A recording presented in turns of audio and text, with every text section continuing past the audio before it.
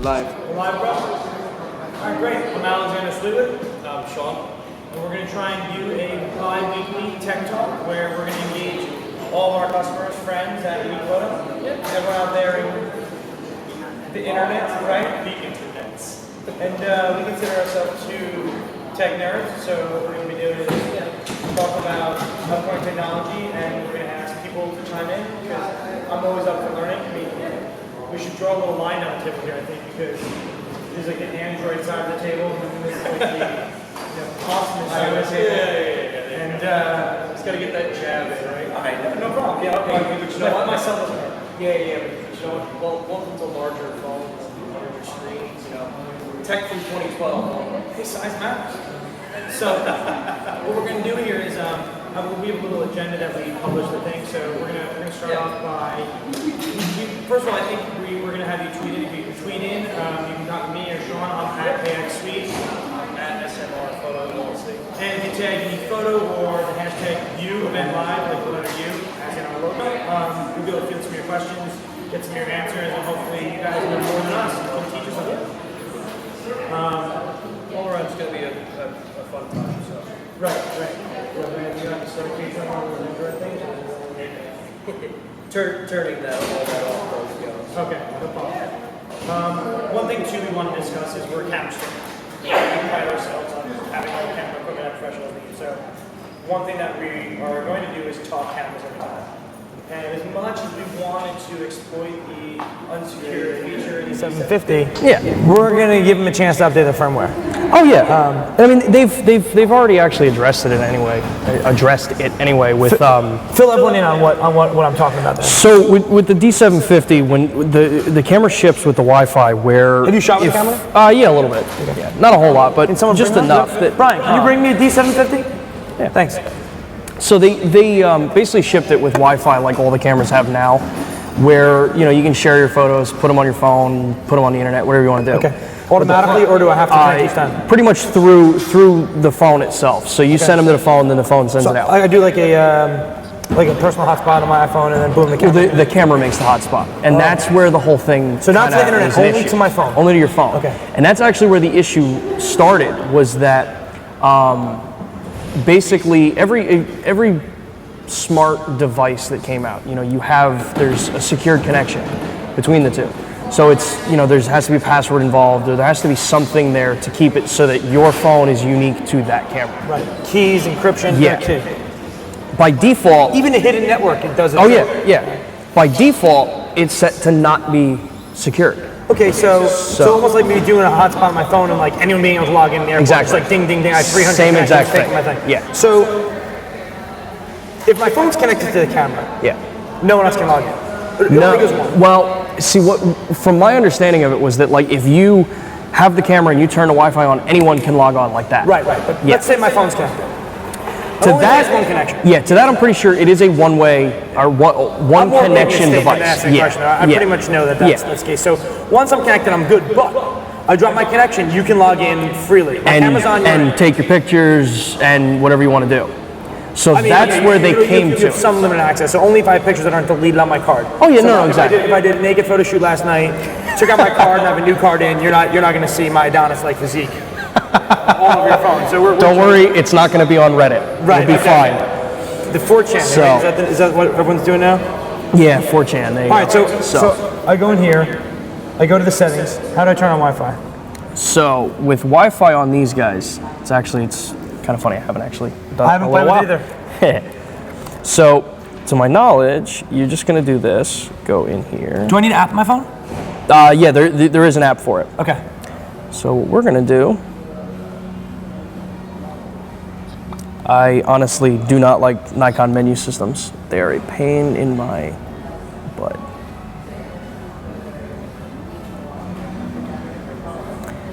I don't have the app anyway, so we'll come back to it. So yeah, we'll come back to that. Does Brian know how to do it? Maybe we can actually test some of our store staff, see if they know how to do it. People will. I've never played with the D750. I took 20 pictures and that's it. Yeah. So okay, I got it.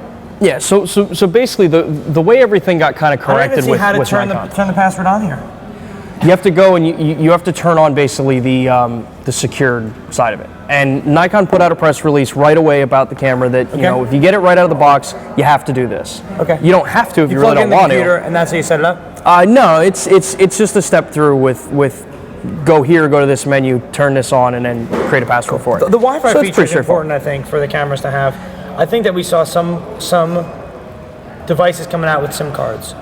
But I think that it's not as feasible as bringing it right to the computer. Yeah, and that honestly started to like trail off. I mean, with the start with the Samsung Galaxy camera with the SIM card in it, it was really cool and it was a cool concept. But even their replacement to it, they pulled the SIM card out.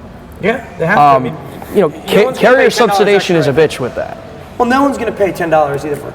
Hey, Brian, you handed me the D750. You know how to turn the Wi-Fi on? I haven't messed with it in 750. All right, you have the app? Yeah. You have the app on your phone? Yeah, it's good shot. All right, see if you can do it. I had no idea how to do it. Yeah, I want it to be unsecured. So I want to show you. Show me how to secure it. So while Brian's figuring out how to use the camera, and you can have the seat and massage there. yeah. We're going to jump into talking about the iPhone 6. Yeah. And everyone watched their live cast, which, I mean, had millions and millions of people watching it. I mean, yeah, we watched it up in the boardroom when it was going live. Tried to, yeah, that was a key word. Yeah, and I think that the biggest issue for us was that we kept losing the connection. Yeah. And that was a little bit of a problem. But what Apple got us straightened out. How many people do you think they had on that? Oh God, millions. Yeah, millions? Yeah, easily. I mean, because think about it. It's how big of a company Apple is. How many phones they've already sold. Right. And how almost a billion. Yeah, and how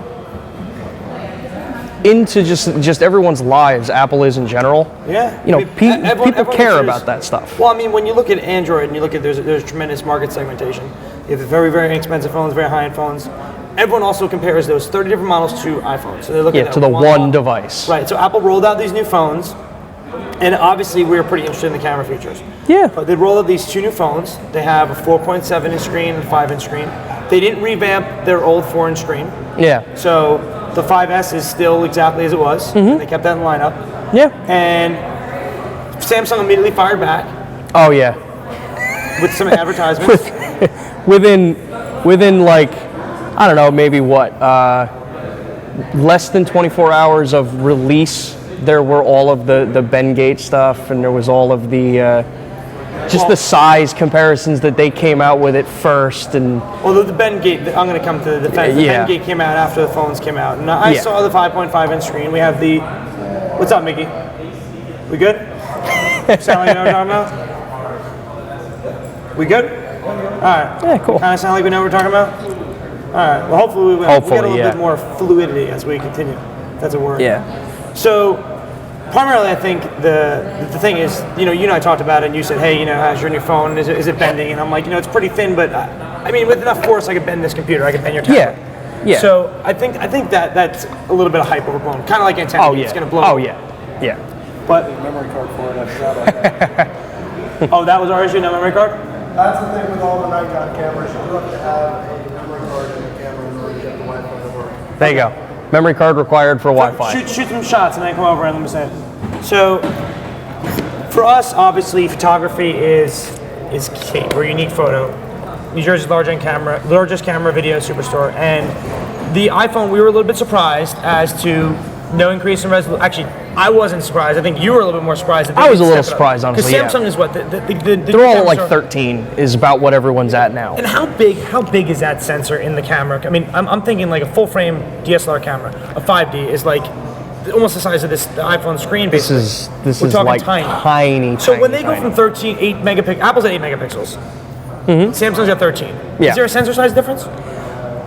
From the two, that depends on the phone that you look at. So like, if we go from say my Nexus to your phone, okay. To my knowledge, Which Nexus do you have? Nexus 5. Okay. I don't think there's a sensor size difference in there. There's optic differences. There's processor differences, things like that. We'll get to that in a second because software plays a big role. Oh yeah. So sensor size, I don't think there's a difference between them. But now we're getting into where some of these companies are starting to, experiment with. S5 is 16 megapixels actually. 13 or 16, something like that. What we're starting to see though now is that because we're getting into these bigger phones and people aren't necessarily as bothered by a bigger phone anymore because the real estate's what you're really looking for. Right. That companies are starting to get into putting bigger sensors into the cameras. I mean, you were at Photokina and Panasonic came out with the CM1. I mean, that's a 2/3 chip shooting 4K. 1-inch sensor, right? 1-inch sensor shooting 4K. I think one inch or no? Can't be 1 inch. Yeah, it's huge. It's huge. And the pictures on that camera the pictures on that phone were amazing. I pulled out a camera, and when they handed it to me at dinner, one of the guys, I'll leave his name out, was at dinner with it. He was using it. Yeah. And we talked about carrier subsidization and things like that. And I don't know if the market's ready for a $700, no chance to get up a $200 phone, but Yeah. the pictures that it took were amazing. And I mean, I obviously can have any camera I want. Yeah. And I shoot a lot of my pictures on my iPhone, and I think I do it for convenience. Most people do. I mean, that's what it's the goal behind it. I think that the biggest importance is the embracing of the phones. I mean, people in the camera industry originally said hey, we can't use it. Phones are going to be bad for us. Phones are going to be bad for us. But I think that first of all, people are going to take pictures on their phones. People don't want two devices. Yeah. And I know that DSLR is going to take better pictures than the phone. Hands down, you can't compare it. Optics, physics, it's another level. So the fact that I see the smartphone manufacturers going after this phone market hard. 16 megapixel sensor in the Galaxy S5, large chip, optical. Better editing software. Right, internally. Apple has prides themselves. Their new software is great in iOS 8. It's in my class, actually. Yeah. I go into that in depth, and you have an 8 megapixel sensor, so you have better pictures at night, and you have optical, basically stabilization. Yeah. Inside the camera. Yep. So they're making leaps, but I think that the camera manufacturers are creating a very good tie-in because they want people to continue to use their phone technology. Brian's hopefully going to get the Wi-Fi rolling for us so we can show that the D750 sends pictures immediately to the phone. Yeah. So you can put them on the internet. And I'm happy that the camera manufacturers are embracing. Well, they have to, because it's kind of like that elephant in the room where it's going to keep going no matter what they do. There is nothing they can do to stem the growth of cell phone photography. I agree 100%. And so why not add it as an advantage? I mean, my trip just past the weekend, I was in New Orleans. Right. I shoot a GH4, I had my phone, take shots, load them to Instagram, load them to my Google Plus backup. It's just, it's so very easy. So on the phone you can grab it and you just store it. On the iPhone it's called camera roll. What is it called? Yeah, so in this, it's really just using their app, the image app. Right. All I do is because of NFC, which is something that's awesome that I saw that came to the iPhone. See if they, if it actually gets full usage. That's fine. So you have a touch to sync. Yeah, so all I do is I pull the picture up in playback, open the app on the camera, open the app, tap it, syncs, that's it. Done. That's it. And then it closes the connection. Closes the connection. Yep. That's my number one phone battery. Yeah. So then the full-size JPEGs on my phone, I can then... 20 megapixels is a full-size. The GH4, just so everyone knows, is Panasonic Lumix GH4. We're actually shooting this on one. Yep. And it's 4K. How many megapixels? That one is 16. 16. Yep. That's for Micro Four Thirds. So Micro Four Thirds, yeah. That's pretty incredible. So you're taking awesome shots with whatever lens you want. Yep. You put it to your phone with a tap. Then what? It's on your phone saved. That's So it. Do whatever I want to do with the normal picture. Pretty much, yeah. Can the phone handle that larger image size? Yeah. How big is the image? So the image is like in JPEG, you're talking like 6-7 megabytes. Okay, They're not. They're not big.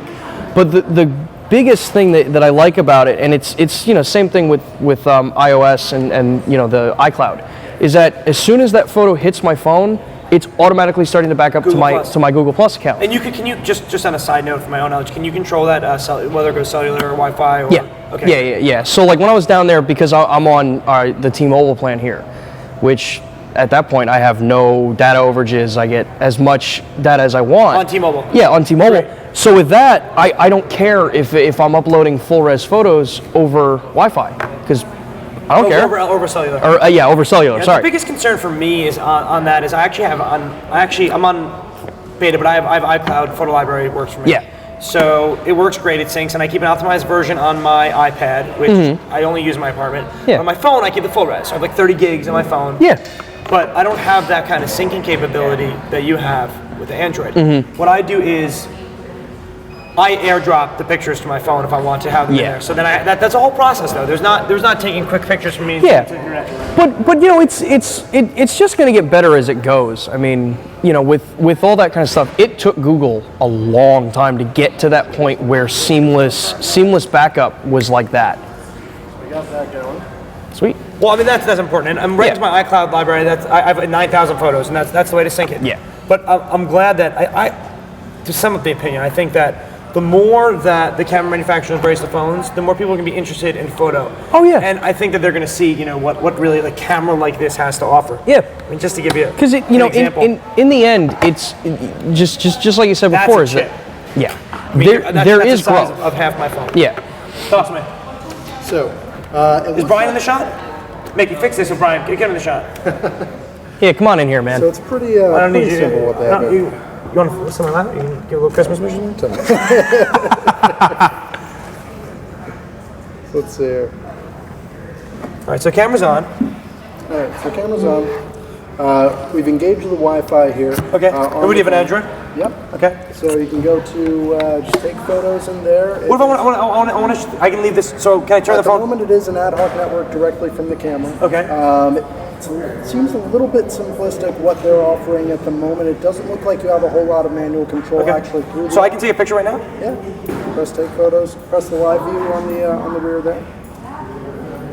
Should engage. I gotta go with this. Well, that's actually been Nikon's wireless forever has always been a very simple Wi-Fi. Yeah. The only two companies that I've ever seen that actually have. Okay, so does it view photos? Yeah. Pictures on camera. Wow, look at that.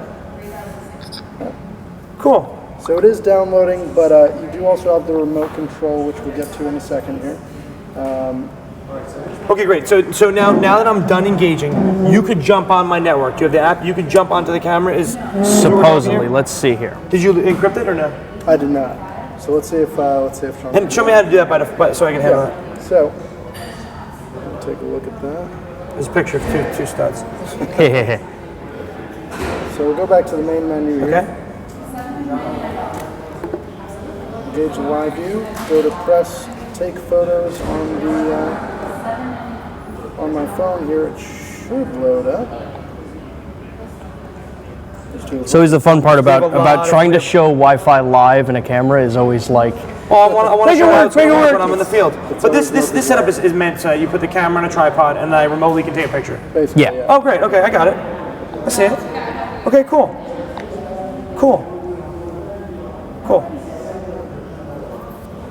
I like that. But it does appear, at least at the moment, that you do need to make any manual settings directly on the camera before you engage. Okay, so you can't zoom in. That's fine. I mean, you don't have an electronic lens. Obviously. So how do I get to that? So I go here to menu, settings, Wi-Fi, and by default it's so you turn on the network connection, obviously.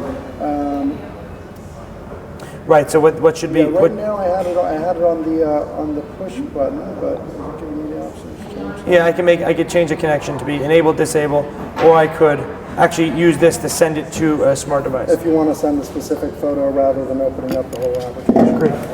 Thank you, sir. Hey, my pleasure. Thanks, Always Brian. good to get a lesson.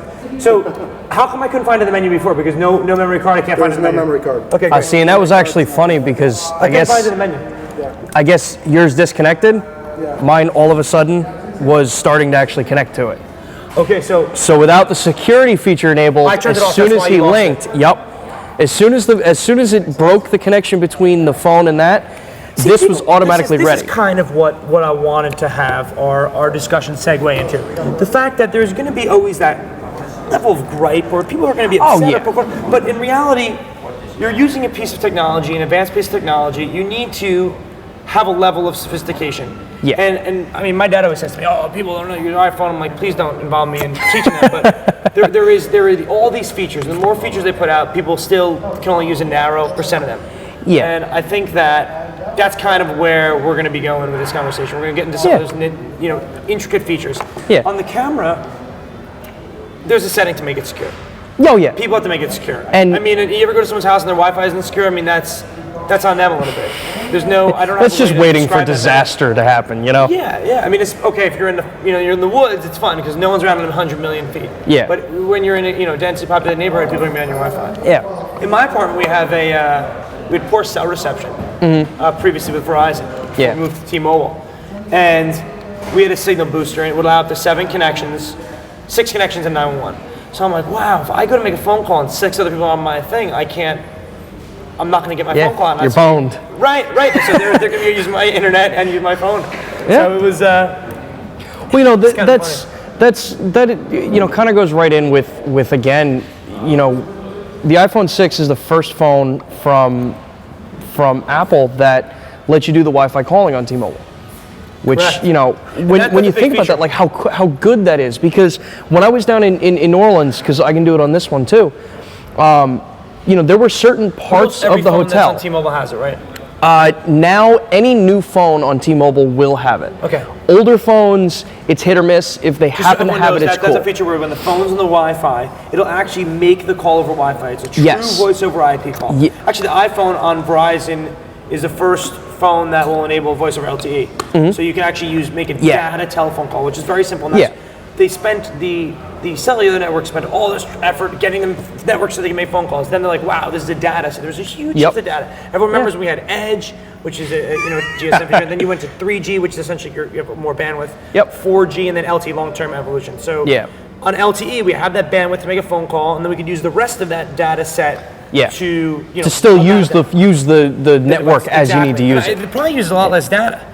With all this stuff, it's It's effort. How much effort does it want to take to talk to a cell tower compared to Wi-Fi? They always recommend if you want to optimize your battery, you're on Wi-Fi all the time.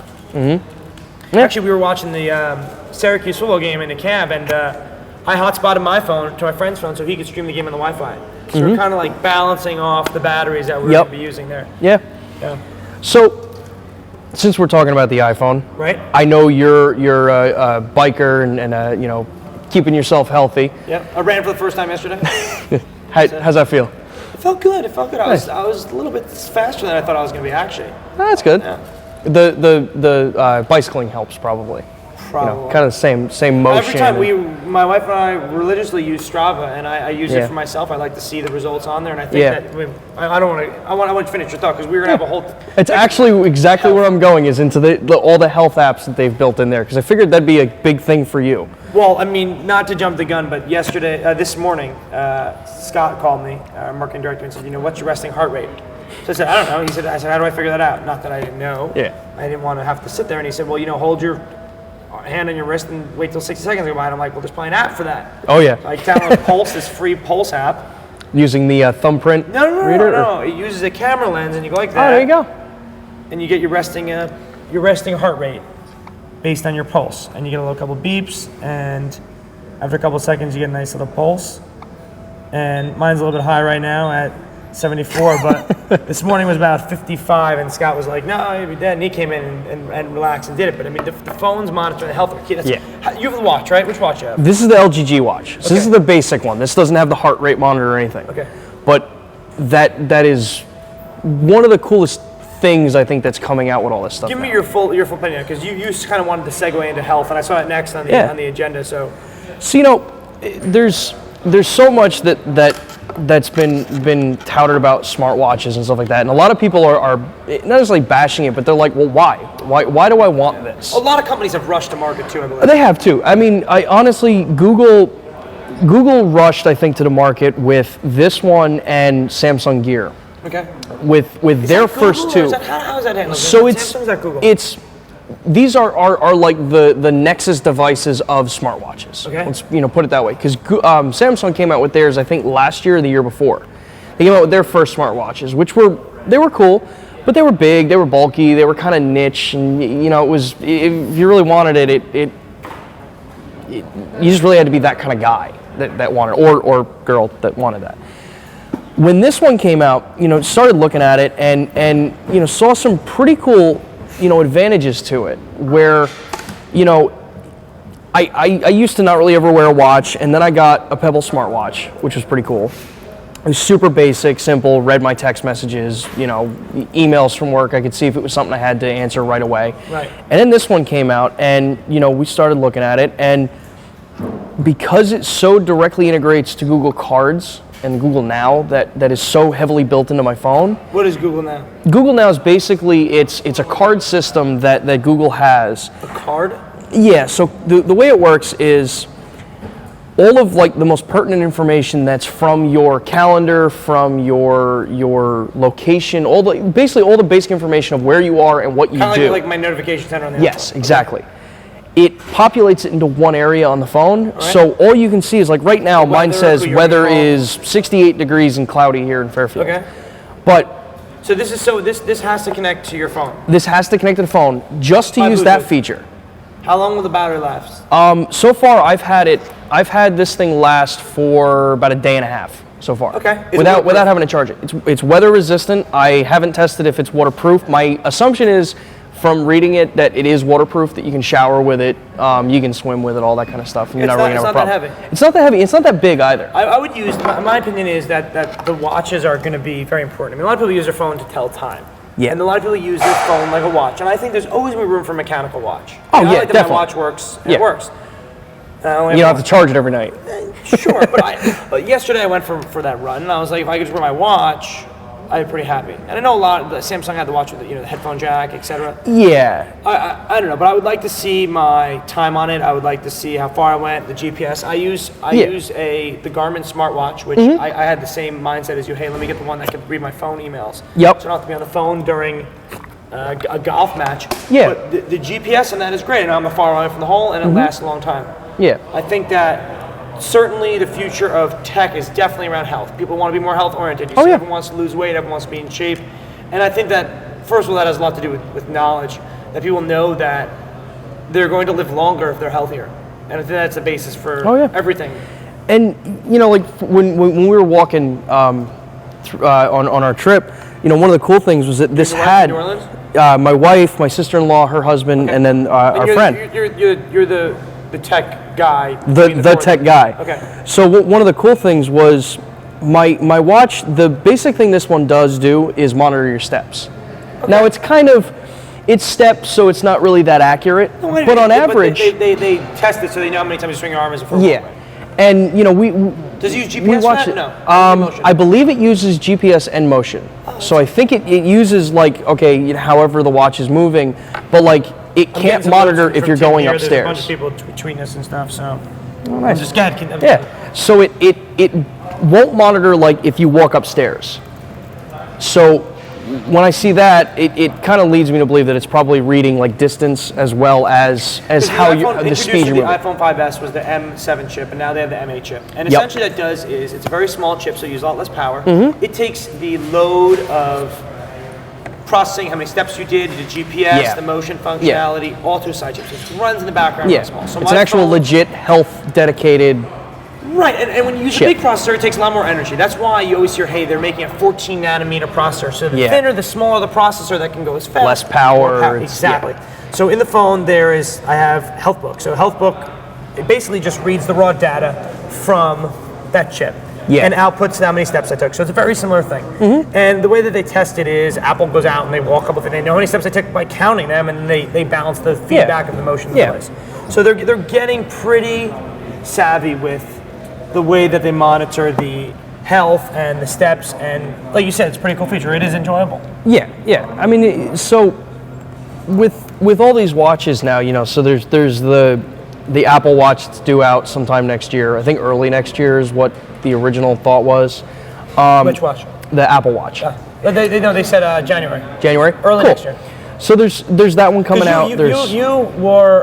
You are a hater is the wrong term, but you're taking a market-wide view and saying, hey, let's put aside the love of the product and let's just look at raw specifications. You're a real technical guy. So when the iPhone came out, you're like, okay, 417-inch screen, big deal, 1440 by whatever resolution. Okay, 1920 by 1080 on the bigger one. You're like, dazzle me, bro. Seen it, yeah. Give me something. Yeah. Then they got to NFC. You're like, okay. It's okay, now they're going somewhere. Right, but at the same time, there was still a specification for you. And my thing for Apple is that they use we'll have a whole segment on that one day, but their products are very well integrated. Oh, yeah. But when they got to the watch, you were like, now that's something I haven't seen before. Oh, it's such now that's something I haven't seen before. Yeah. So we started to go from that design and software integration being real good, and on the other side, the company's having top tech specs to having both those together. Yeah. And even someone who was more of an Android fan than an Apple fan, you were like, wow, Oh, something yeah. I haven't seen before. I'm excited. It was one of the moments where, you know, like you look at it, and Steve Jobs always did the but wait, you know, kind of moment. With a big bulletproof vest. I was there you go. sure Yeah, right. Shouldn't duck down the table. Yeah. So like when I saw them come out, like, you know, reveal the watch, you know, it was that moment of, wow, they actually did something that looks really, really good. Right. And shows that the company still can do new things, because there is a point where no matter what company you're talking about, you can only innovate so far on the same platform. And you know, we're talking about a very large organization. So a company Yeah. like Apple, a company like Samsung, we have 50,000, 100,000 employees. Let's take out some of the retail guys, Mm-hmm. a lot of people, but at the same time, there's so many things in the pipeline that they can't release them all. Yep. Samsung still is operating, I think, under a true electronics company mantra. So Yeah. there's new products coming out very rapidly. They're very pumping fast them moving. out like a machine. Right, and what did I say to you? I said, wow, you know, they're getting really good at making these molds and making products, essentially. Oh, yeah. Because it used to take a lot of tooling, a lot of effort to make one product. Yeah, and that's what helps drive the cost of an Android phone down, because they mass produce it, because because the system itself is more openly open source. Okay. It means that they can build basically a core set of So it's more, Android ideas. is more like the old Windows, so they can put like Apple controls the hardware in the devices. Yes. And I'm a tech. I like to do everything different and blah blah blah. But at the same time, I do basic 10 functions, basic Yep. 20 functions. Okay, I know all the 3,000, but for you like to experiment. You like to have new programs, some stuff that you Yeah. made. And I Yeah, think just that- like this. This isn't running stock Android anymore as of yesterday. I updated it to Cyanogen mod. What does that mean? So it's a different skin running over basically the OS. Basic Android platform. Yeah. So different. The whole kind of concept with this is that if you want to be able to like tweak your phone and make it however you want it, you can do that on Android. You can't do that on Apple anymore Apple's very because it's very controlled, closed, and it's part of, I think, what's made them so successful at being the company that, you know, quote, just works.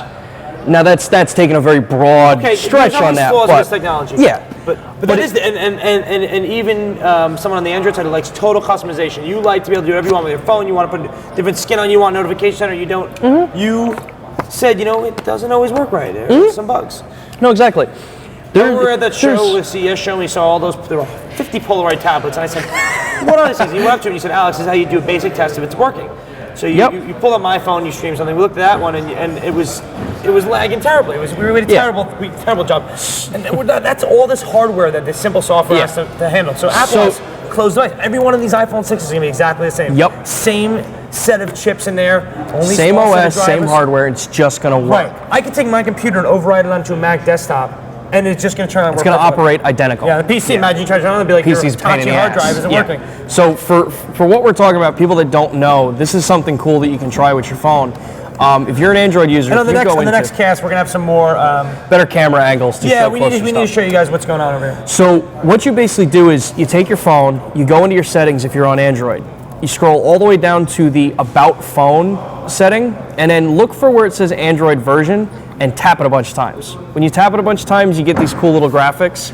And on the new one with KitKat, they changed it. I remember it was like floating Jelly beans. Jelly beans, right? It was jelly Because beans. the And they were OS so slow. You go, Alex, Yeah. look, this is a top of the line tablet from Polaroid. And look it was how crappy it's They running. were like jittering. Yeah. Right. It didn't look like a smooth video, and it's supposed Yeah. to. So basically what it is Flash or what is that? That's probably that's like kind of like an HTML5. I'm not really sure how they do it because Yeah. it's basically graphic, every device. This is a way to test if the version you're using is an actual genuine Google OS. So with KitKat, they changed it. They changed the actual design now to show this, and then when you tap again, you get. So that's what Sean was showing Yeah. me was that the K is spinning and there's some graphic Yeah. stuff going on. So So what it- would happen on a poor device is that would take a long time to do. it would take a while to do, or if it wasn't a genuine device, it wouldn't show that.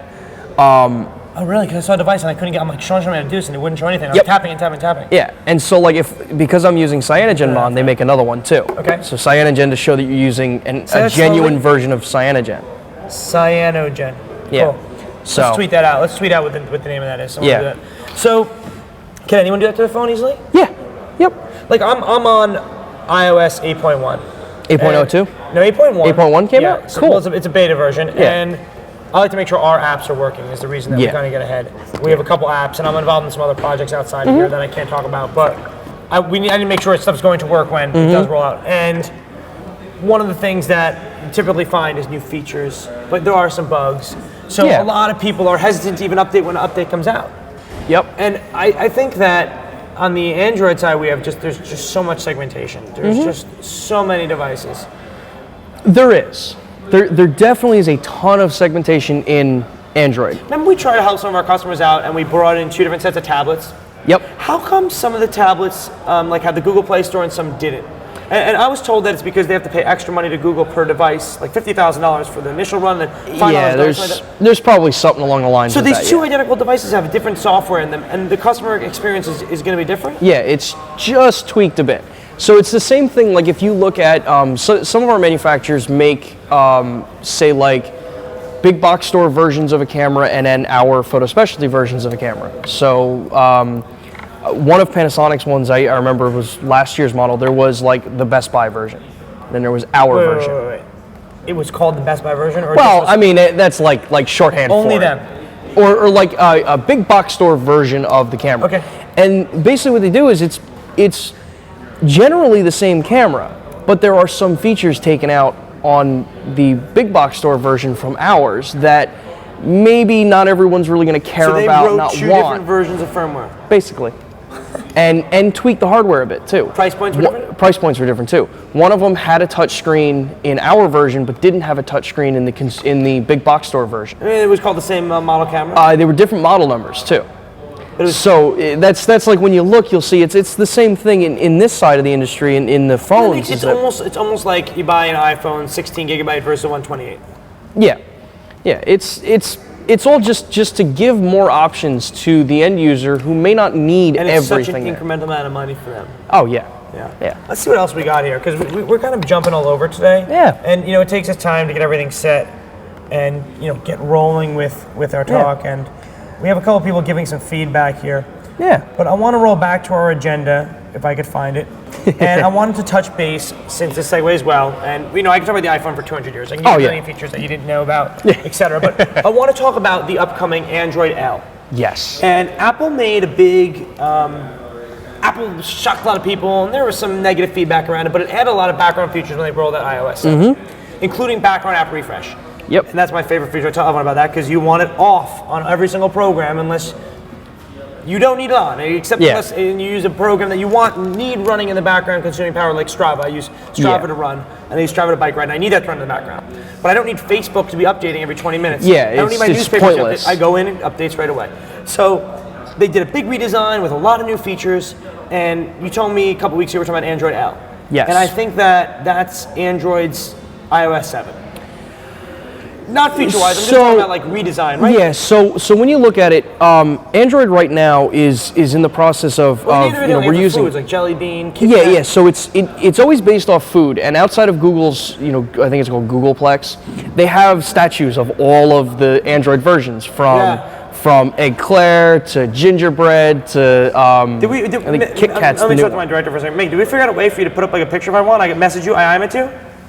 If I am it, you put up? Okay, great, I'll get it. So go ahead, continue. So they have done this forever. There's always been, some sort of candy or treat or food behind their updates.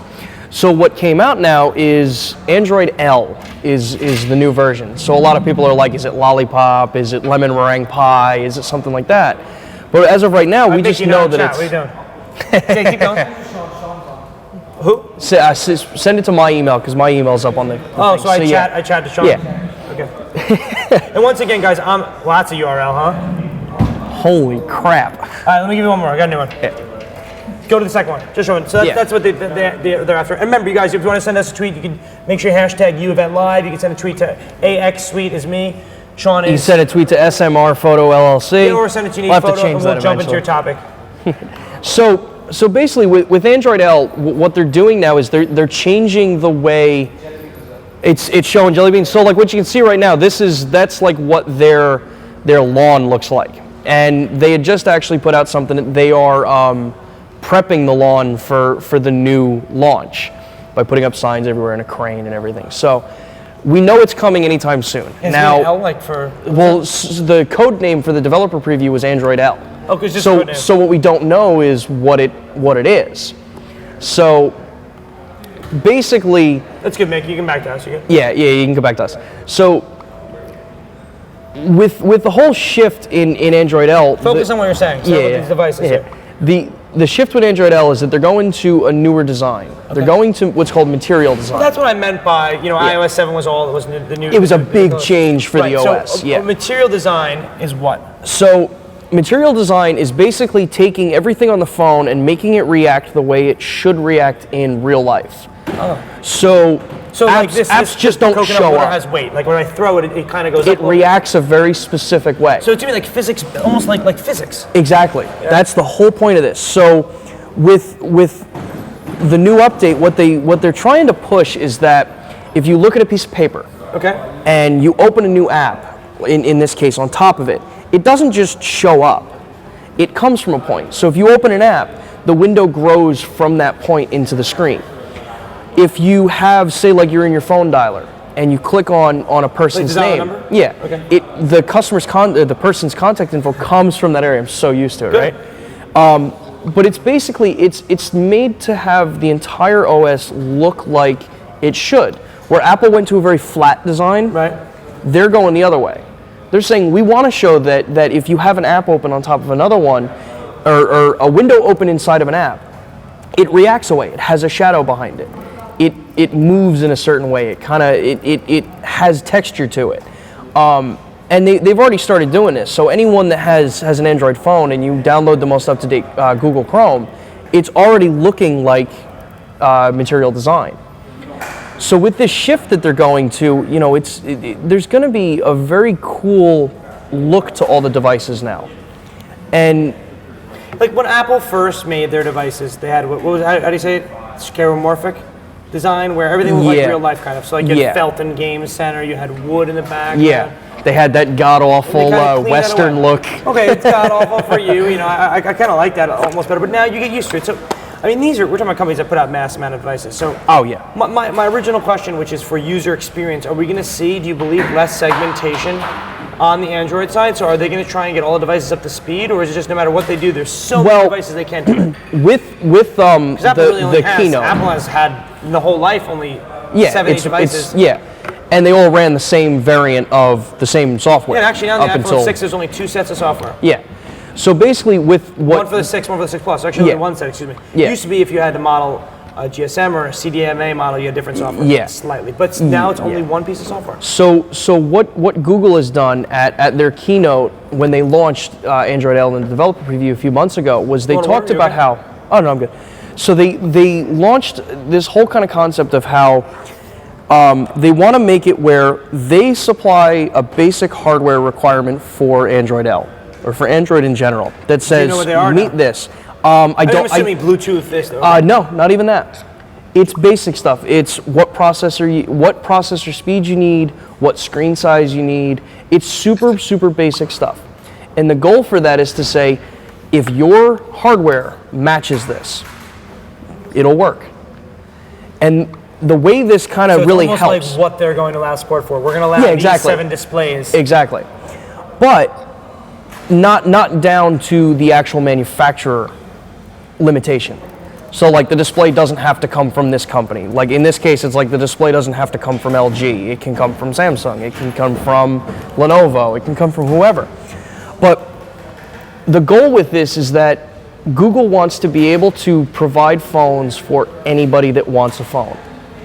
In emerging countries where cost is a major problem, they came out with a phone. I think it's called Android One, that is the first smartphone, and I think it's a region to India. That is, if I am 100% correct on this, it's less than $100. Wow! And I mean, we're not talking about a flip phone here. We're talking about a smartphone, 100% smartphone. And the way they tweak it is they set it up to basically be where it'll auto-update, it'll have the Play Store, it has region-based items included in it already. So whatever would fit directly for that world. Yeah, I'm looking at it now. I'm gonna try and tweet a link to it. Yeah. So I'm gonna send it to Mickey from the board. So Next you know, time we're gonna have it so I can show my screen. Yeah, yeah. So there's a lot that Google does to expand the cell phone world. Now in the U.S., you know, we are still a very heavy Apple-oriented country. What does that mean? So Apple is very heavy into our culture because we, you know, in typical, people don't like let's say in another country where they have a lower price point, they're going to compare 3 Motorola phones to LG phones, 2 Lenovo phones. Here it's like you're going to get Android or you're going to get an Apple phone. Yeah, and you're going to buy the top tier of either brand or the top-ish tier. So we have people. What's up, Ryan? Everything good? You good? Okay. How's it going? So basically, what ends up happening is we look at the worldwide trend of cell phones and where they're being sold. Well, worldwide, Android smashes iOS sales hands down. It's like 20% to 80%. Yeah. Really? Oh yeah. It's an insane jump. And basically, when you look at it, it's because of the fact that in emerging countries where cell phones are you know, like they're trying to get more in there, Apple hasn't done anything to address that yet. Well, it's not that they have to or want to. It's not about making the most phones. Yeah. Tim Cook said that. I mean, I'm obviously an Apple advocate. Yeah. I have nothing against Galaxy or and for them it's good anyone. because it means that, you know, for them it's profitable. So why not? Wow. There's they're over 80%. Yeah. But that's the worldwide look on it. If you look in the US, it's much closer and it's flipped. If I am 100% on this, it's that in the US market, I think iOS still does outsell Android. It's getting closer with the newer versions because people are starting to, you know, look at everything in general. I'm getting the Android device market. Yeah, I'm looking at the IDC stat. Yeah. Mick, I can send you a message. You can throw this up. Okay. So, you know, there's. All right. The first what we're going to put up now is we're going to put up just scroll down to the graph of the global market share, and you can see that iOS has trended down, but that's a misnomer because it's just there's so many more. Yeah. All of this stuff always has to remember too is that like the info that you look at, it's only as good as who's actually reporting it. So like who's actually collecting it, what countries are really actually talking about it. And just to fill everyone in out there are companies that collect data, and the way that they collect data is they get the data from sometimes the manufacturer wants to give out their data, and sometimes the retailers give out data, and we don't report to any agency here. Yeah. But everyone loves to hear who they report to. Mm-hmm. And the agency's NDP is one, MPD. MPD, yeah. And I love their data because everyone always has like the same data except like they say they sold the most. Yeah. So it's always interesting to me how that data works. But we obviously, Apple does report the exact unit sales. Oh yeah. So does Google. At the same time, Google, but at the same time, the people who are buying the software from Google aren't reporting necessarily exactly how many units are sold. So, but Android obviously is going to have a much larger market share worldwide because of the price point and because there's just more devices. Yeah. By 150-fold. Yeah. So you know that's why when the 5S came out and everyone was like, oh, you know, they're going to come out with a lower priced phone for like, you know, the China market and things like that, emerging markets. You know, everyone got all excited, and then it came out, and it was like, well, it's not really, it's not a sub $300 phone. Right. It like did, off it did contract. Lower the price though, because you can get it for $100 with carrier subsidies, and I think that for Apple, they want a balance of price and their ecosystem. I mean, the ecosystem is really important for me. Yeah. I like when I have a new phone, everything restores, and I have it all backed up. Yeah. And I don't know if it's more peace of mind or me being psychotic, but I think that I like that feature, and I think that Android are very segmented. And the phones also hold their. What's up, Mick? You're just playing around? He's just always moving like this, making it. We have it's a high price phone. Yeah. At the same time, the phone holds its value. Mm-hmm. Now, you have a Nexus phone, might not hold its value as well. Galaxy's hold their value pretty well. Yeah. But I just sold my iPhone 5S when I got my iPhone 6. I got $469 for it. Oh yeah. And that was almost more than I paid because I had the upgrade. I didn't have an upgrade at this time, but my wife's 4S because she actually switched to a Nexus. Okay. Because she wanted a bigger screen, and at the time the 6 wasn't out. She didn't like the design of it. Your wife likes Apple, which happens.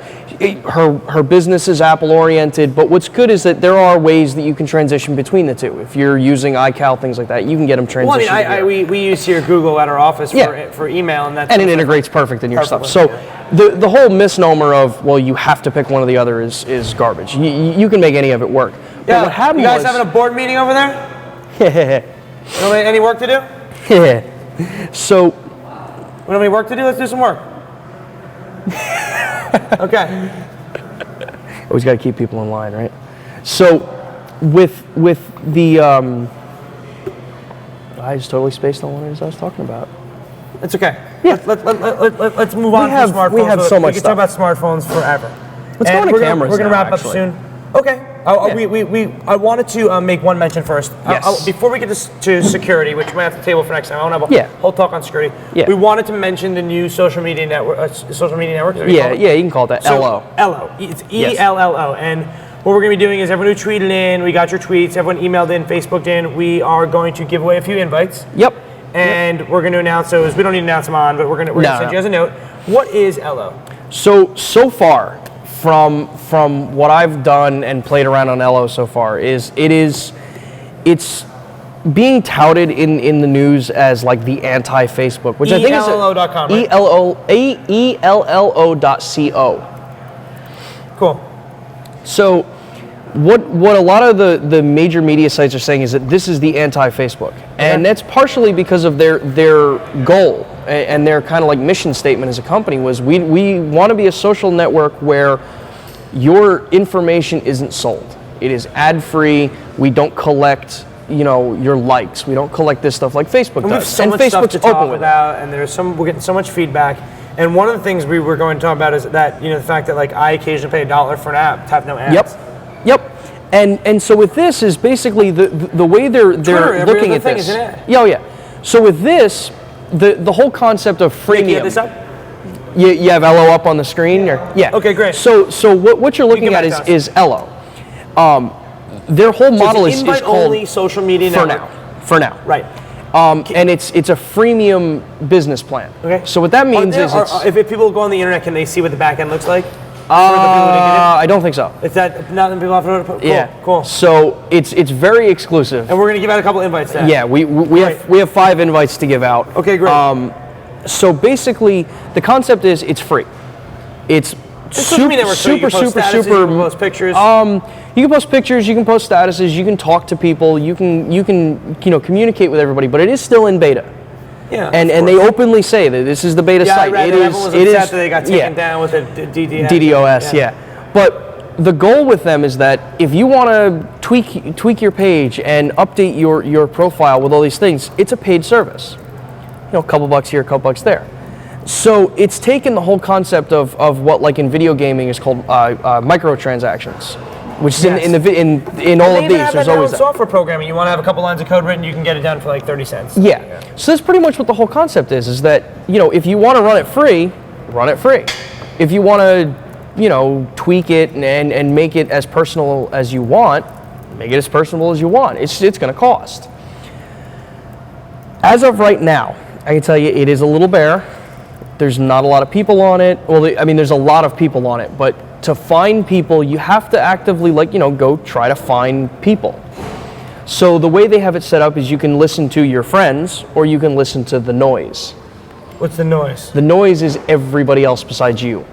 Really? Yeah. Noise, and it's a pretty cool little way to do it so that you're listening to just random people.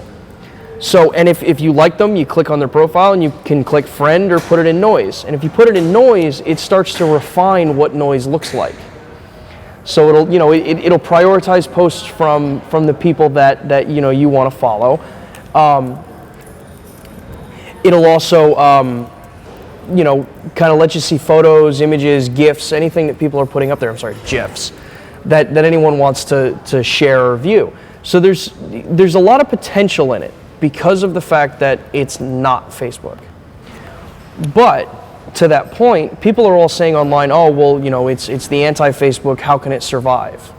It's like, well, so why does it have to be Facebook? It doesn't have to be. And what we're going to do is we're going to take Ello requests until 6 p.m. Yep. And I know that we got a couple people saying that we're going on a little bit too long, which is fine. We want to get the hang of it. This is all new, so we want to hear from everybody. Do you like this? Is this something you want us to keep doing? I got to know now our viewer count fell off a little bit, but that's I'm fine with that. And one of the most important things is that we have other feedback from people here. Right? The people keep walking by, sending us notes, passing us notes. So We're going to end on the Ello note. Yeah. And it's a private social media network that we're going to give you a couple invites to for watching. And I think we're going to do another one in about 2 weeks. Yep. We're going to be coming at you. Scheduled for 2 weeks from today. 2 weeks from today, and we're going to have another couple giveaways. I think we're going to try a little bit earlier, maybe 11 o'clock. Yeah. Depending on how many meetings we have. And we're going to go from there.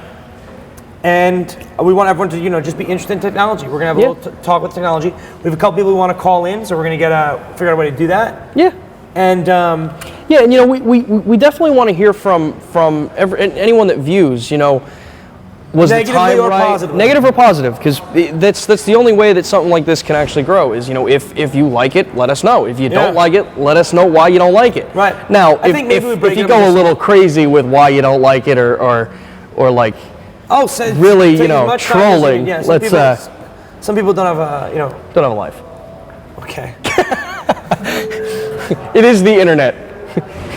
We really can't joke about the fact that, it's the internet. It's just I'll stuff take off my there. shirt and we'll help get the viewership count down even further.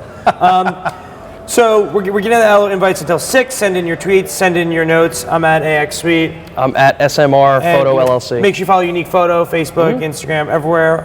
We're going to give away, I think we have a camera slated as a donation and a couple of hard drives. I think that should be pretty some cool. manufacturers good enough to donate. Yeah. So I think we'll be good. Yeah, so. Everything else, all right, Mick? You got anything else you want to talk about? All right. All right, so with that, I guess, Peace. See you guys in 2 weeks.